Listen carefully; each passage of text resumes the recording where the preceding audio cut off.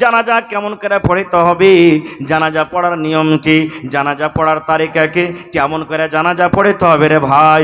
আজকে আমি আপনাদের সামনে শর্টে ভালো করে কথাটা শোনেন, শর্টে রাখবো।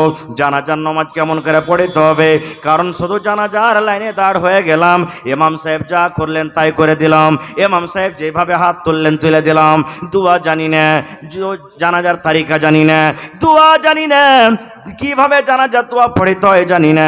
আমরা যদি বিনা জানাজার দোয়া না জেনে যদি জানাজার লাইনে দাঁড় হয়ে যায়, তাহলে ভাইরে একটু ভাবা চিন্তা করে দেখেন তো, এরকম নামাজের আল্লাহ রাব্বুল আমিনের কাছে কোনো দাম হবে না। কেমন করে জানাজা পড়িতে হবে?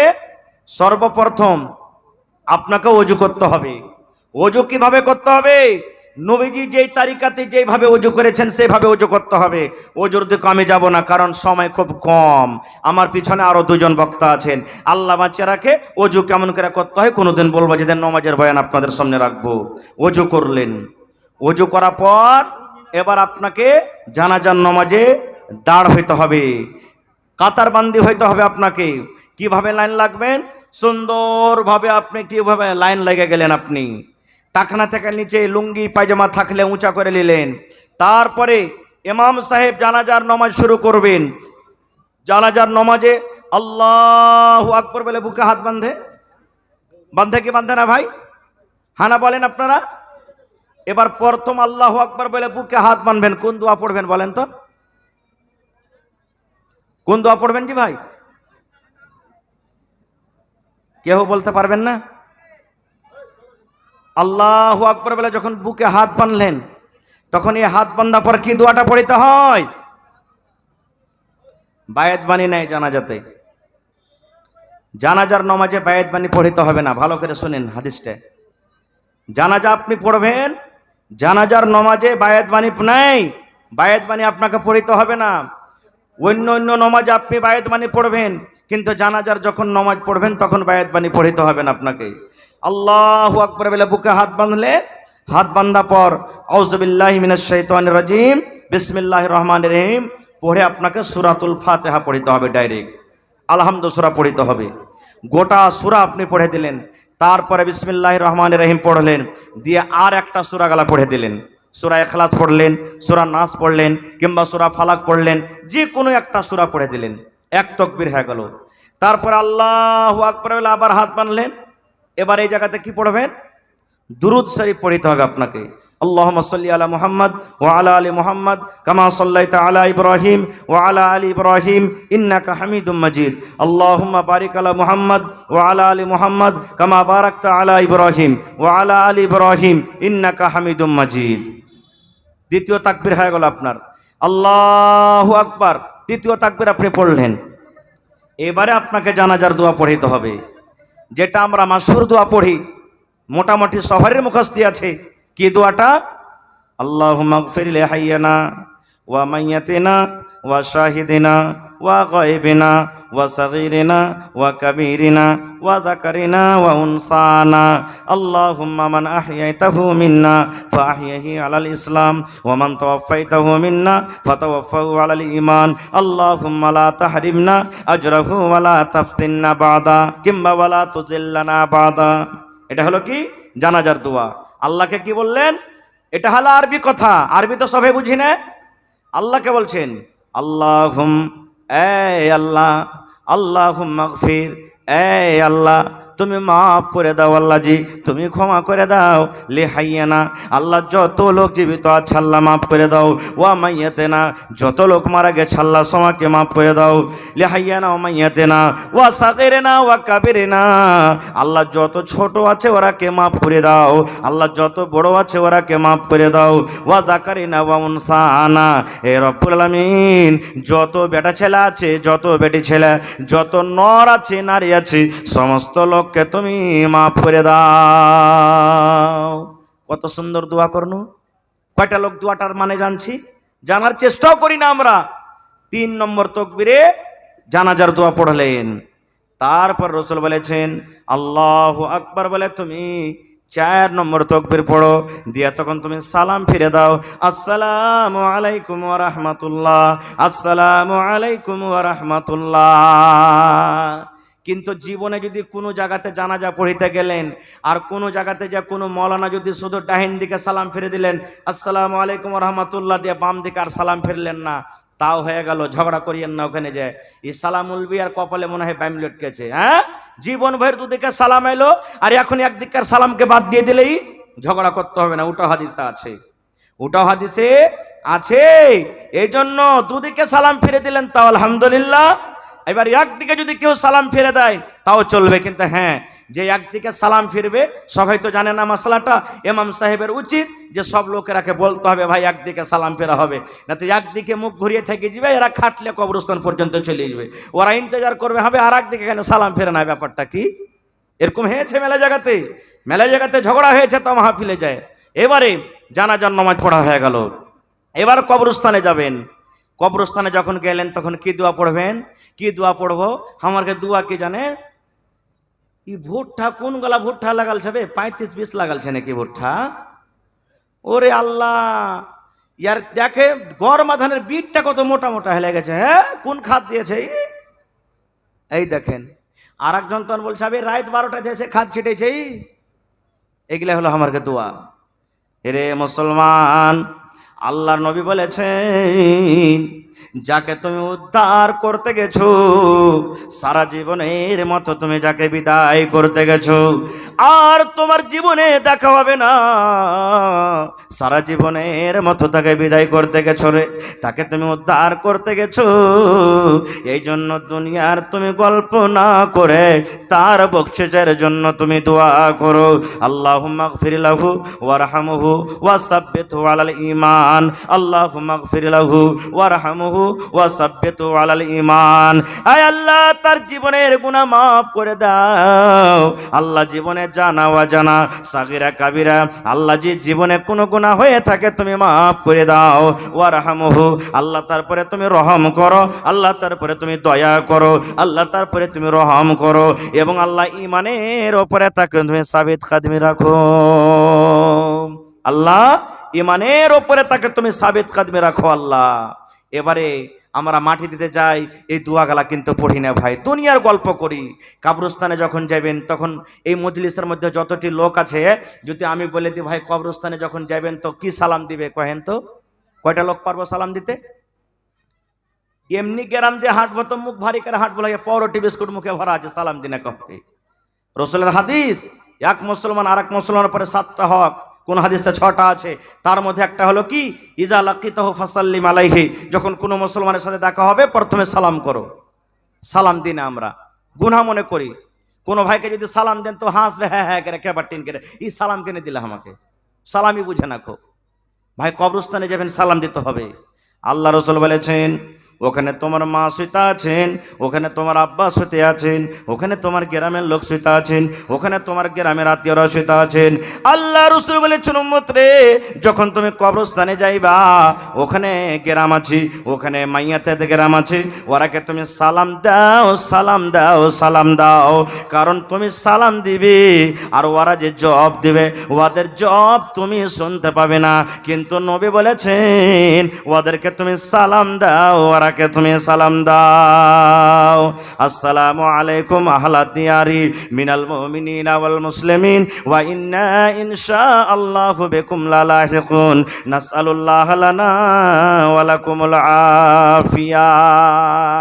এটা কবরস্থানে যখন যাবেন তখন দোয়াটা পড়বেন। কবরস্থানে যাওয়ার পরও আমাদের গল্প, এটা লাগছে কি যাও এই সুলেমান মারের কবে এটা রে, এটা লাগছে ওই আব্দুল্লাহর এটা ভাইয়ের কবর, এটা মানে সব কবর চিনাচিনি হবে, কিন্তু ভাইরে মুখ দিয়ে যে কথাটা বাহির করছেন ওর লাগে একটু মাগফিরাতের দোয়া তো করেন। হ্যাঁ, আল্লাহ নবীর জামাই হযরত উসমান রাদিয়াল্লাহু তাআলা আনহু, যে উসমানের নবীকে দুনিয়াতে নবীজি তার ব্যাপারে বলেছেন উসমান তুমি জান্নাতে যাবে, সেই উসমান যখন কবরকে দেখতেন, কবরকে দেখে এত কাঁদতেন চোখের পানিতে সমস্ত দাড়ি ভিজে যেত। সাহাবায়ে কেরাম বললেন হাগো উসমান ব্যাপার কি? জাহান্নামের বয়ান হয় তখন তুমি জাহান্নামকে দেখে অত কান্দো না, যত কান্দন তুমি কবরকে দেখা কাঁদছো। কবরে কি এমন জিনিস আছে যে কবর দেখতে গেলে তোমার চোখ দিয়ে পানি ঝরতে ঝরতে দাড়ি সমস্ত ভিজে যায়? এই আমার ভাইরা মায়েরা খালারা শুনেন, এবারে উসমান গানি কে বলছেন, এ আমার ভাইরা, এ আমার বন্ধুরা, এ আল্লাহ নবীর সাহাবীরা শুনো রে, আল্লাহ রসুল বলেছেন মানুষের মতের পর, মানুষের মৃত্যুর পর, মানুষের মতের পর সর্বপ্রথম মানুষের মানজিল হবে, স্থান হবে কবর। কবরে মানুষকে প্রশ্ন করা হবে, কবরে মানুষকে তিনখানা সওয়াল করা হবে। যেই কবরের পরীক্ষাতে পাস করে যাবে, নবী বলেছেন কিয়ামতের সমস্ত জায়গাতে পাস করে যাবে। আর যারা কবরের পরীক্ষাতে ফেল করে যাবে, নবী বলেছেন কিয়ামতের কোনো জায়গাতে তারা পার করতে পারবে না। তাই নবী বলেছেন, হে আমার উম্মতরা, তোমরা কবরের আযাব থেকে বাঁচো, কবরের আযাব থেকে বাঁচো, কবরের আগুন থেকে তোমরা বাঁচো, কবরের শাস্তি থেকে বাঁচো। কি বলে বাঁচবে?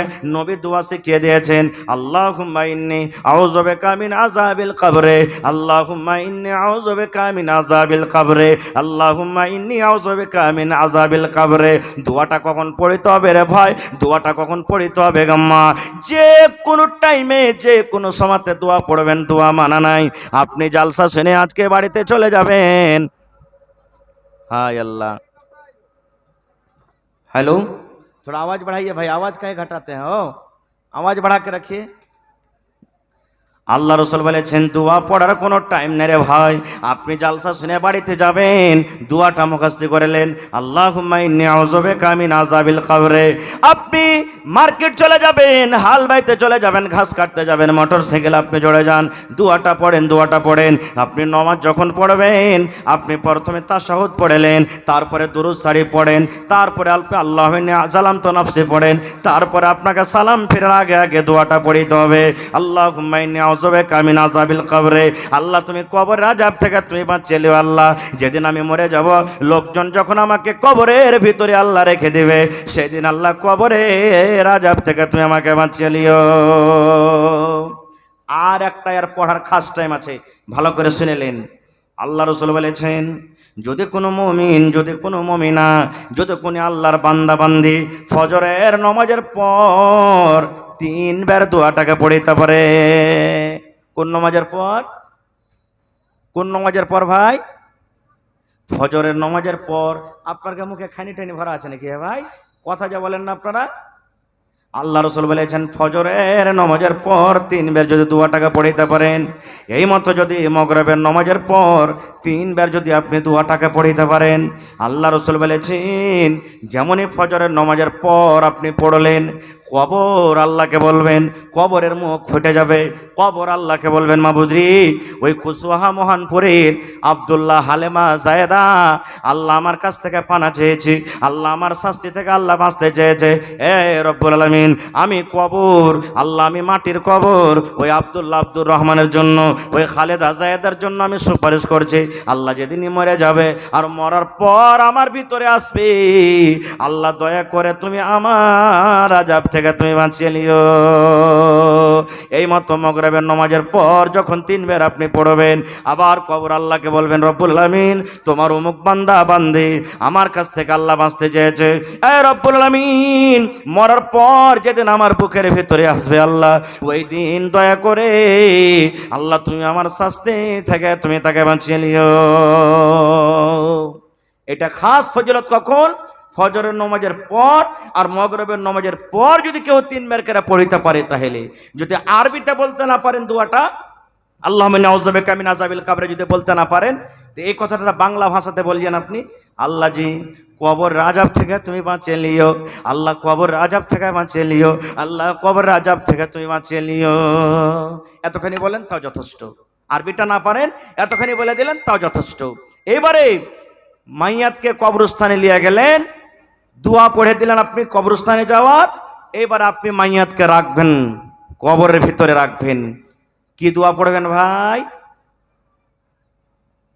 বলেন সামনে থেকে। কবরে মাইয়াতকে রাখার দোয়া কি? জি, বিসমিল্লাহি ওয়া আলা মিল্লাতি রাসূলিল্লাহি সাল্লাল্লাহু আলাইহি ওয়াসাল্লাম। আহা, শেষ বিদায় দোয়া। এরপর আর দেখা হবে না, ইয়ারপর আর দেখা হবে না। দেখা যদি হয় কিয়ামতের দিন হবে, আর দেখা হবে না রে, আর দেখা হবে না। আয় বন্ধু, সেই দিন মা কাম দেবে না, বেটা কাম দেবে না, বেটি কাম দেবে না, ছেলে মেয়ে দুনিয়ার কেহ কাম দেবে না। এই দোয়াটা পড়া পর এই কথাটা বলবেন, কাহা আহবাব নে दफन के वक्त अब हम वहाँ का हाल क्या जाने, लिहाज तक आपकी ताज़ीम कर दी, आगे आपके अमाल जाने। कहा अहबाब ने दफन के वक्त अब हम वहाँ का हाल क्या जाने, कब्र तक आपकी ताज़ीम कर दी, आगे आपके अमाल जाने। आहा हा हा, কবরে রেখে দিলেন। এই সময়তে একটা ভাইয়েরা দোয়া পড়েন, আপনার এলাকাতে আছে না নাই? যখন মাইয়াতটাকে থুবে দোয়া পড়ো যে, আছে এটা আছে, দোয়া পড়ো যে, এই দোয়া পড়ো যে এলান করতে হবে না। যারা যারা দেখলে আঞ্জর পাঞ্জরে আছে, যারা দেখলে ওরা নিজের মনি পড়বে, দোয়া পড়াও যে এটা বলতে হবে না। তাকে রেখে দিলেন, এবার তাকে মাটি দিতে হবে। মাটি দেওয়া দোয়া কি জি ভাই? মাটি দেওয়া দোয়া কি এবং মাটি দেওয়ার তারিকাটা কি আপনার এলাকাতে আছে কি নাই? যেমনি মাইয়াতটাকে জানাজা পড়া হইল, তেমনি মাটি দিবার লাগা মানুষ এত পাগল হয়ে থাকে যে কবরের পাঞ্জরে গোল হয়ে খাড়িয়ে যায়। আর যেমনি মাটি দেওয়া চালু করে ধাক্কাম ধুক্কি, মনে হয় ওলিমা কুড়াইতে শুরু করে দেয়। আগতে বিয়া শাদী হয়তো আপনার দিকে সুরুজ মজিজ লাগতো, সুরুজ মজিজ লাগতো না? মানুষ যখন বেশি তখন মোড়ল রাখে কোথাও চকলেট কেনে করে ছিটে দিত, যা কুড়াগা তোর মনে ওতে লুলু পুতুকেরা মানুষ কুড়াইতো। লাগছে ওই খরিয়াত লিতে গেছে, ওখানে মাটি দিতে যায়নি। এরকম আছে? ভিড় লাগে কবরস্থানে যায়, আমি আগে দেবো, এরকম ভিড় লাগে না রে ভাই, না। কেন করবেন এরকম ভাই? নিয়ে কে লিতে গেছেন না আপনি জি? আল্লাহ রসুল বলেছেন, যারা মাটি দিলে, যারা প্রথমে জানাজা পড়লে তারা 1 কিরাত নেকি পেলে, আর যারা মাটি দিলে ওরা 1 কিরাত পাইলে। যে মাটিও দিলে জানাজাও পড়লে 2 কিরাত নেকি পাইলে। আর 2 কিরাত হলো মিসলে 2 উহুদ পাহাড় বলা হয়েছে। 2 উহুদ পাহাড়ের সমান নেকি পেয়ে নিলেন আপনি, সুবহানাল্লাহ। তো ওই জায়গাতে যদি লুলুপুতি করেন আপনি পাইবেন? জীবনে পাইবেন না আপনি। মাটি দিবেন কেন করে? মাটি দেওয়া দোয়া নেই, যেটা একটা দোয়া মানুষেরা পড়ে, এটা সহিহ হাদিস থেকে নাই প্রমাণিত। মাটি দেওয়া দোয়া হলো শুধু বিসমিল্লাহ, বিসমিল্লাহ বলে আপনি 3 খাবল মাটি দিয়ে দেন। প্রথমে মাটি দিবেন মাথার সামনে, দ্বিতীয় খাবল দিবেন মধ্যখানে, তৃতীয় খাবল দিবেন পাঁর দিকে। ধরেন কবর এটা মাইয়াত সুইতা আছে, প্রথমে মাথার দিকে 1 খাবল দিয়ে দিলেন, ফের হাঁটতে হাঁটতে আর 1 খাবল দিয়ে দিলেন, ফের হাঁটতে হাঁটতে পায়ের দিকে 1 খাবল দিয়ে দিলেন। আর আমারে দিকে কি করবো জানেন? হুড়াহুড়ির কারণে এই লিনো এই চালিয়ে দেন, এই লিনো এই চালিয়ে দেন, এই লিনো এই চালিয়ে দেন। না, এটা মাটি দেওয়ার তারিকা লয়। কেন এরকম করবেন আপনি? মাটি দিতে যে মাটি দেওয়া জরুরি লয়। 5000 মানুষ একটা মাইয়াতে আছে, একটা জানাজাতে আছে।